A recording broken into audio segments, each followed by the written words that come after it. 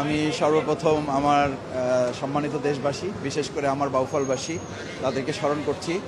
আল্লাহর রহমত এবং তাদের দোয়া এবং বিপুল সমর্থনে বিজয়ী হয়ে আমি আজকে আমার জীবনের প্রথম সংসদের প্রথম অধিবেশনে অংশগ্রহণ করছি। আমার এলাকাবাসীকে বিশেষ করে শুভেচ্ছা ধন্যবাদ জানাচ্ছি, তাদেরকে স্মরণ করছি।